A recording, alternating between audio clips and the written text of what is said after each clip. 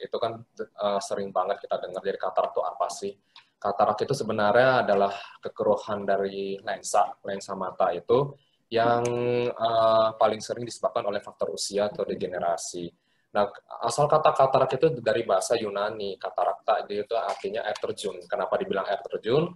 Karena kalau orang dulu waktu dia mengalami katarak itu, dia merasa matanya itu blur atau buram sekali. Jadi istilahnya seperti melihat di balik air terjun, kabur gitu, pandangannya nggak fokus. Nah, oke, slide. Jadi katarak ini merupakan salah satu penyebab kebutaan yang paling banyak di seluruh dunia. Selain ada kelainan retina, kornea maupun glaukoma, katarak ini juga yang menempati tempat yang paling banyak sebagai penyebab kebutaan. Tetapi karena dia ini merupakan suatu kelainan yang bisa kita atasi dengan operasi, jadi ini merupakan suatu kelainan avoidable blindness begitu. Oke, slide. Nah, untuk penyebabnya sendiri, kenapa sih bisa terjadi katarak? Jadi kalau paling sering itu terjadi karena aging process atau degenerasi. Jadi lensa mata yang harusnya normalnya jernih seperti kaca bening begitu, dia seiring dengan berjalannya usia, dia mulai mengalami degenerasi, denaturasi pada protein di dalamnya, sehingga dia mulai mengalami kekeruhan. Nah, kekeruhannya ini akan semakin lama akan semakin keruh, sehingga makin lama pasien akan ngerasa makin kabur pandangannya.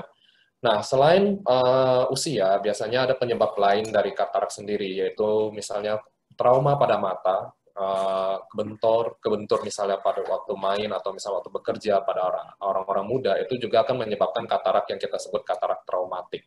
Lalu obat-obatan yang diminum rutin, misalnya pada pasien-pasien dengan penyakit autoimun yang diharuskan mengkonsumsi steroid dalam jangka panjang ataupun dia penyalahgunaan steroid, itu juga akan menyebabkan katarak lebih cepat muncul karena salah satu efek samping dari steroid adalah terjadinya katarak.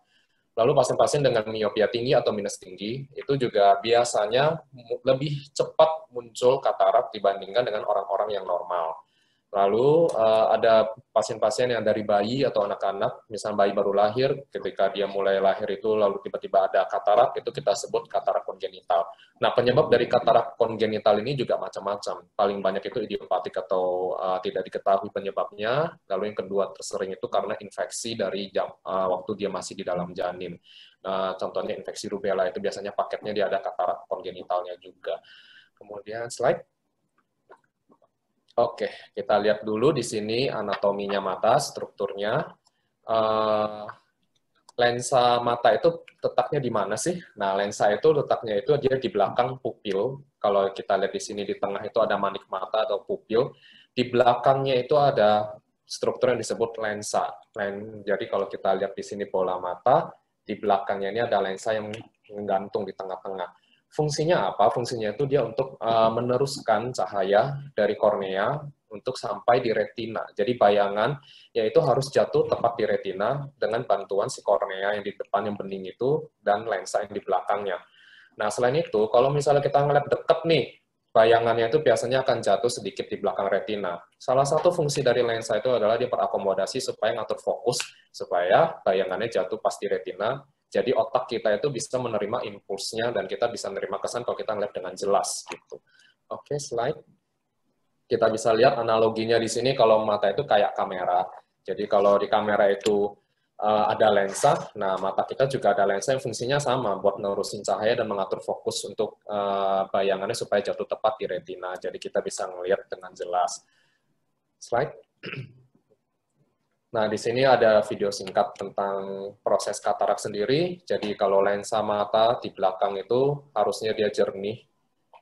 Di sini ada kornea, lalu di belakangnya itu ada lensa yang pas di belakang pupil dan iris. Nah, lensa ini harusnya jernih supaya cahaya yang diteruskan dari kornea itu jatuh tepat di retina, tepatnya di makula atau di pusat penglihatan kita, supaya bayangan yang diterima oleh saraf mata ini diteruskan di otak. Jadi kita bisa menerima kesan kalau kita melihat dengan jelas. Kalau misalnya seiring dengan berjalannya usia, lensa ini biasanya akan mengalami denaturasi, degenerasi, dia mulai menjadi keruh. Nah, kekeruhan ini dia akan membuat cahaya itu dibiaskan tidak tepat di retina, jadi blur. Jadi pasien biasanya akan ngerasa matanya mulai blur, kalau ngebaca dekat meskipun udah pakai kacamata yang biasanya terang, tetap jadi gelap, tetap nggak fokus. Terus kalau ngelihat di tempat yang terang kok silau banget, atau di tempat gelap kalau ada lampu glare banget begitu. Oke, slide. Nah, di sini kita bisa lihat karena proses kekeruhan pada lensa ini atau katarak ini yang berjalan seiring berjalannya waktu, makin lama makin keruh. Biasanya pasien akan ngerasa penglihatannya makin lama makin blur karena gangguan dari pembiasan cahayanya sudah tidak tepat di retinanya. Di sini perbandingan yang normal sama yang kalau udah terjadi katarak. Kemudian slide. Lalu di sini juga penglihatan sensitivitas kontrasnya juga akan terganggu. Jadi kadang-kadang ada yang ngerasa kok kalau dia ngelihat warna yang misalkan ngelihat warna mawar nih, warna merah, kok dia biasanya ngelihat merah tuh ngejreng, bagus. Tapi kenapa akhir-akhir ini kok kayaknya merahnya nggak terlalu bagus, kayak agak-agak nggak kontras. Nah itu biasanya karena kekeruhannya, karena perubahan warna pada lensanya sendiri. Slide. Kemudian di sini kalau misalnya kita sebagai dokter mata memeriksa pasiennya sendiri, biasanya akan terlihat kalau lensa di belakang si pupilnya itu akan keruh sekali. Di sini kita bisa lihat ini adalah contoh dari pasien dengan katarak yang sudah sangat matang, atau kita istilah medisnya dibilang katarak matur. Jadi lensanya sudah keruh, saking keruhnya sudah seperti susu. Nah ini sudah katarak yang sudah sangat matur sekali atau matang. Slide.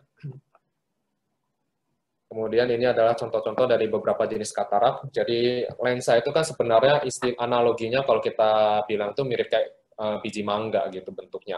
Jadi kalau dia ada depannya ada kulit arinya, di dalamnya itu ada intinya atau nukleusnya. Jadi kalau kekeruhannya sendiri tergantung dari lokasi dari si struktur lensanya. Kita bisa lihat gambar pertama itu dia sudah matur sekali, dan sini nukleusnya atau intinya yang sudah sangat matang atau keras dan keruh. Jadi di sini jadi warna kecoklatan. Kemudian ada juga katarak yang paling terakhir gambarnya ini kan ada kayak titik putih di tengah bercaknya, itu namanya katarak polus posterior atau cuma di bagian belakangnya aja yang mengalami kekeruhan.